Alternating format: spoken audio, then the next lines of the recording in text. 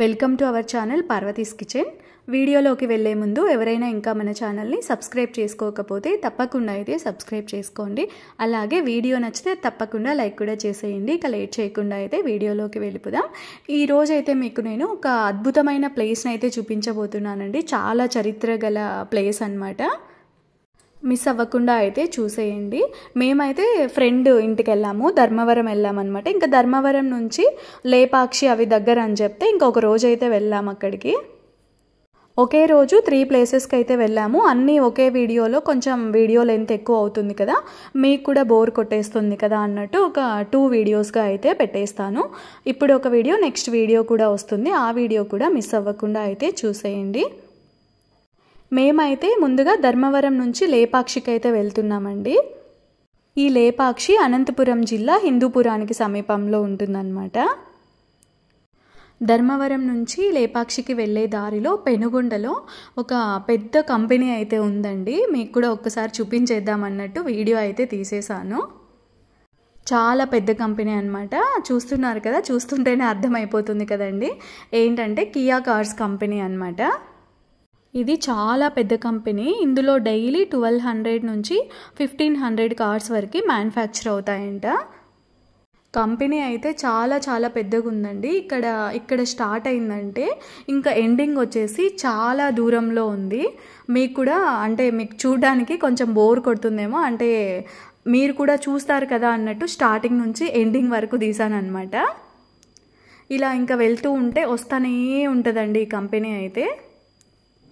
ఈ కంపెనీ వచ్చేసి south Korea వాళ్ళది. వాళ్ళకి ఇంకా ఈ కియా కార్స్ కంపెనీలో వర్కర్స్ ఉంటారు కదా, వాళ్ళకి ఒక రెస్టారెంట్ కూడా దగ్గరలోనే ఉందన్నమాట ఈ కంపెనీకి దగ్గరలో. అదైతే వీడియో తీయలేదు, చూసామంతే.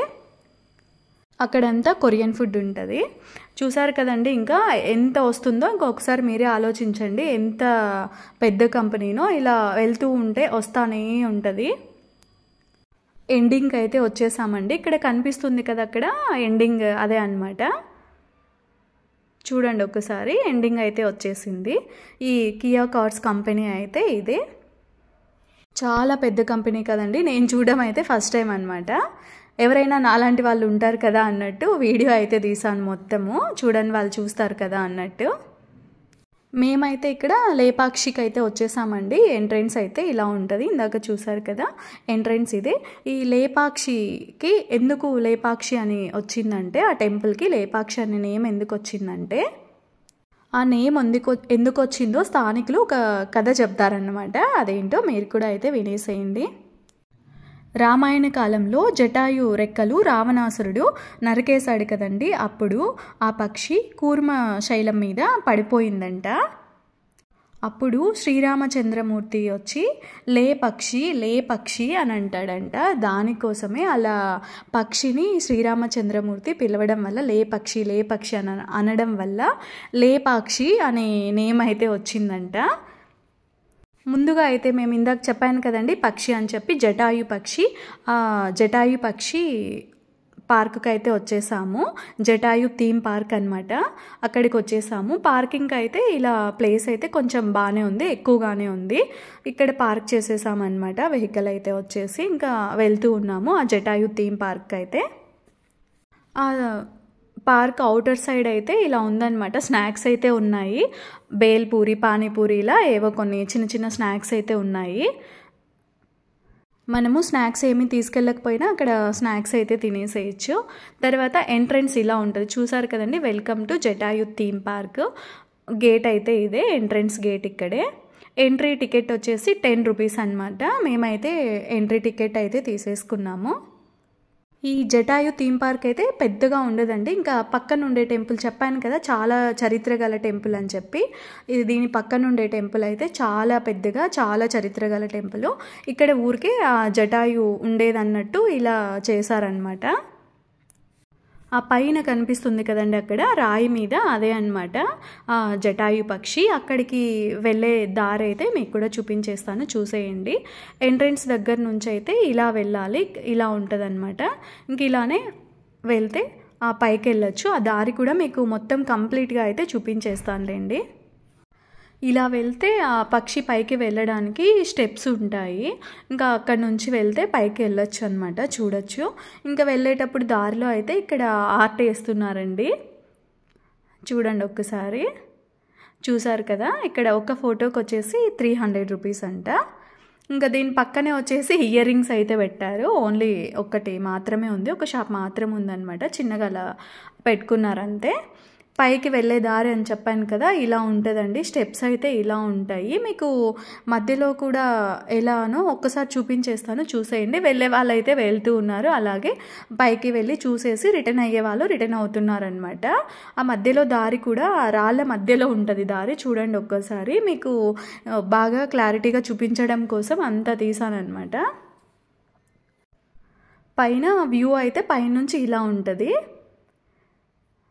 ఇంకా పైకి అందరు వచ్చి ఫొటోస్ దిగే వాళ్ళైతే ఫొటోస్ దిగుతూ ఉన్నారు. మేము కూడా అయితే కొన్ని ఫొటోస్ అయితే దిగేసాంలేండి. చూసారు కదా, ఇక్కడ అందరూ ఫొటోస్ దిగుతున్నారు. ఇక్కడ ఒక ఫుట్ ప్రింట్ అయితే ఉంటుందండి, ఒక పాదం అయితే. అక్కడ ఇంకో టెంపుల్లో ఇందాక చెప్పాను కదా, నెక్స్ట్ టెంపుల్ వీరభద్రస్వామి టెంపుల్ అయితే ఉంటుంది. ఆ టెంపుల్లో ఉండే పాదం అయితే తెలుసు నాకు. ఈ పాదం గురించి ఐడియా లేదనమాట. చాలామందిని అడిగాను, వాళ్ళ ఐడియా లేదన్నారు. ఈ జటాయు దగ్గర ఉండే ఫుట్ ప్రింట్ ఎవరికైనా తెలిస్తే, ఎవరి పాదమో తెలిస్తే తప్పకుండా అయితే కింద కమెంట్ చేసేయండి. ఇంకా ఇంతే అండి. ఇక్కడైతే ఈ జటాయు థీమ్ పార్క్ అయితే అంతే, ఇంకా అయిపోయింది. తర్వాత నెక్స్ట్ చెప్పాను కదా వీరభద్రస్వామి టెంపుల్ అని, అక్కడే దగ్గరే అండి. అక్కడ కనిపిస్తుంది కదా ఆ జటాయు థీమ్ పార్క్ కూడా కనిపిస్తుంది, దాని పక్కనే ఉంటుంది అనమాట. దానికి రైట్ సైడ్ అయితే ఉంటుంది ఈ టెంపుల్.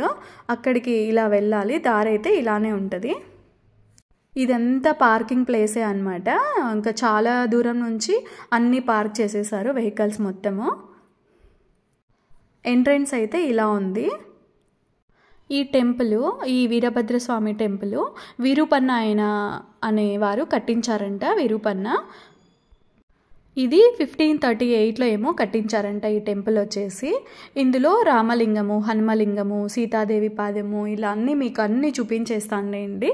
లోపల ఏమేమి ఉన్నాయి, వాటి స్టోరీ కూడా ఏదో నేను తెలుసుకున్నంతవరకే అయితే మీకు చెప్పేస్తాను. లోపలికి ఎంటర్ అవుతానే ఇలా ఉంటుంది, రైట్ సైడ్ వచ్చేసి ఇలా ఉంటుంది అనమాట. ఇక్కడ ఈ టెంపుల్లో మొత్తం పిల్లర్సే అండి, చాలా పిల్లర్స్ ఉంటాయి. 600 నుంచి 700 వరకు పిల్లర్స్ ఉంటాయంట. ఇక్కడ ఫొటోస్ దిగే వాళ్ళైతే ఫొటోస్ దిగుతూ ఉన్నారు. ఇంకా దారిలో మొత్తము ఎక్కడెక్కడ ఫొటోస్ దిగాలన్నట్టు ఇంకా అందరు చూసుకొని ఫొటోస్ దిగుతూ ఉన్నారనమాట ఈ పిల్లర్స్ దగ్గర అయితే. ఇంకో ఎంట్రన్స్ వచ్చేసి ఇదే.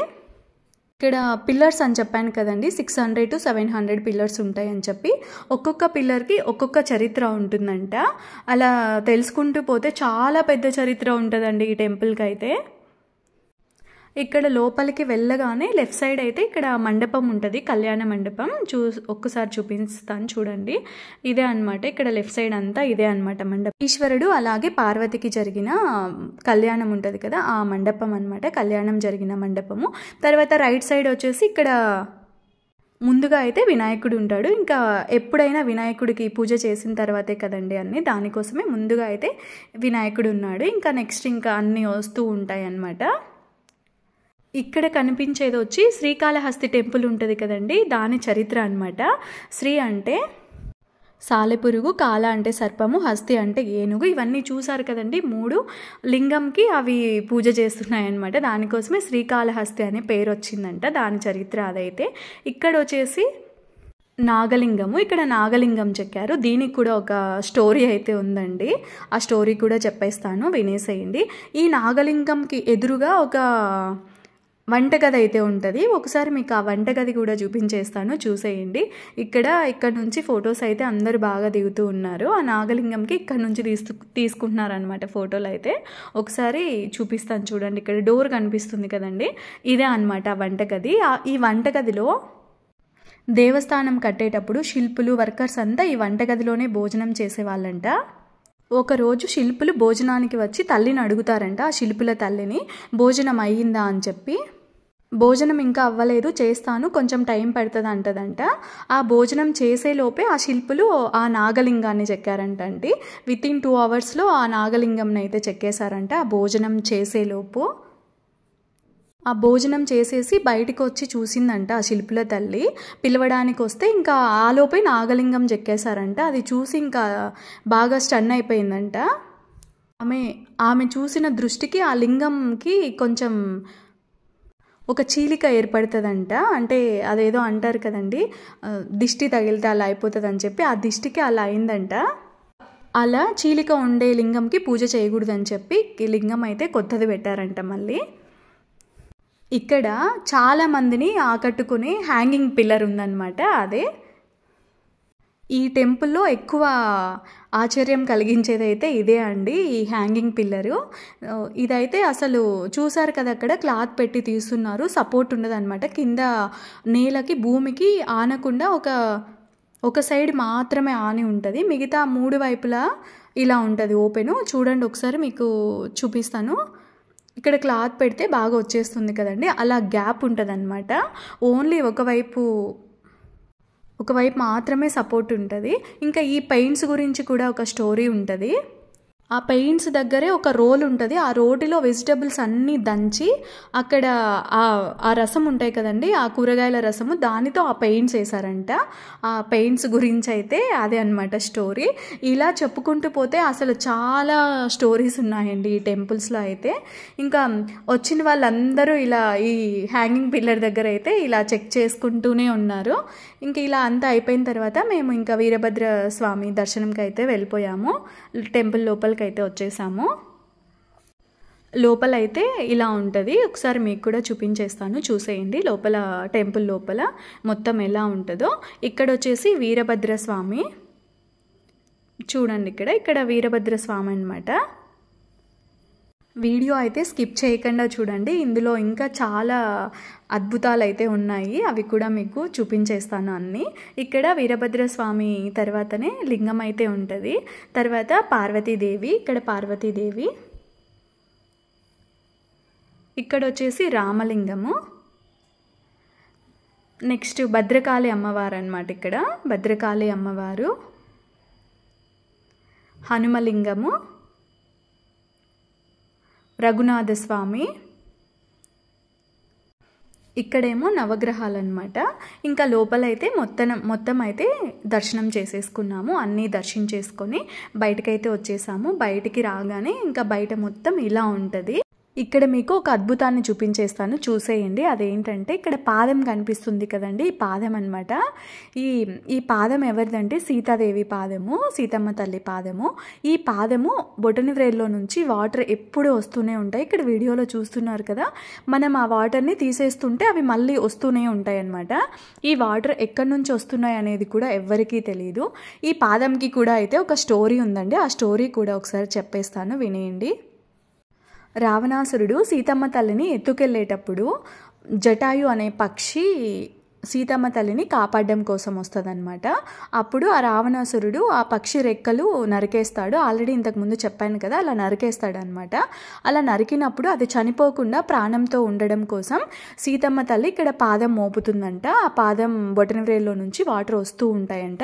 ఆ వాటర్ తాగి ఆ శ్రీరామచంద్రమూర్తి వచ్చే వరకు ఆ పక్షి ప్రాణంతో ఉంటుందంట, ఉండి ఆ సందేశాన్ని అంతా ఇస్తుందంట ఆ పక్షి. దానికోసమే సీతమ్మ తల్లి ఆ పాదం పెడుతుందంట.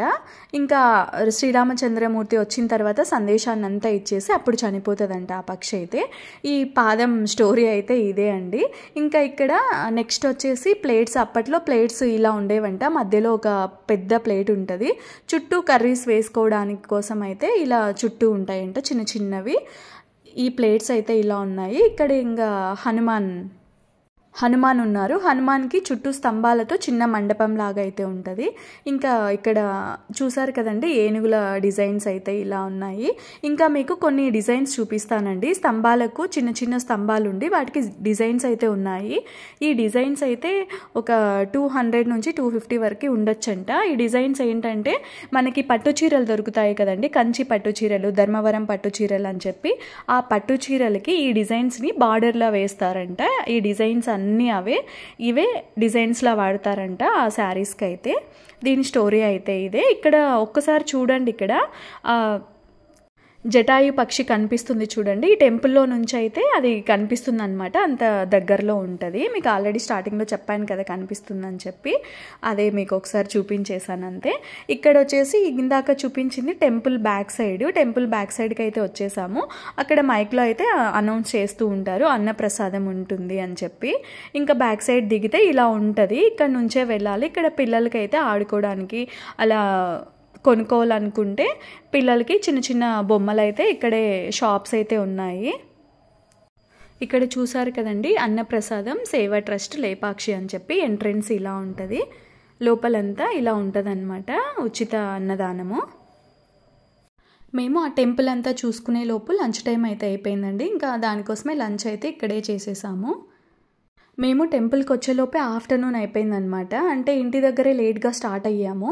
మేము రావాలని ప్లానింగ్ అయితే ఏం లేదండి, అనుకోకుండా వచ్చామన్నమాట. దానికోసమే లేట్గా స్టార్ట్ అయ్యాము. ఇంటి దగ్గరే స్టార్ట్ అయ్యేలోపే ఒక 11-11:30 అలా అయిందనమాట. దానికోసమే ఇంకా ఒక టెంపుల్కి ఆఫ్టర్నూన్ అయితే అయిపోయింది, ఒక టెంపుల్ చూసుకునే లోపే. ఇక్కడైతే లంచ్ లోపల హాల్ ఇలా ఉంటుందండి, భోజనం చేసే హాల్ అయితే ఇలా ఉంది. ఇక్కడ అందరూ వెళ్ళి 1 by 1 అయితే పెట్టించేసుకొని తినేస్తున్నారు. తిన్న తర్వాత మన ప్లేట్ అయితే మనమే వాష్ చేసుకోవాలి, ఎందుకంటే యూజ్ అండ్ త్రో ప్లేట్స్ కాదు కదా, స్టీల్ ప్లేట్స్ కాబట్టి ఎవరి ప్లేట్ వాళ్ళే వాష్ చేసేసి అక్కడ పెట్టేసి వెళ్ళిపోవాలి.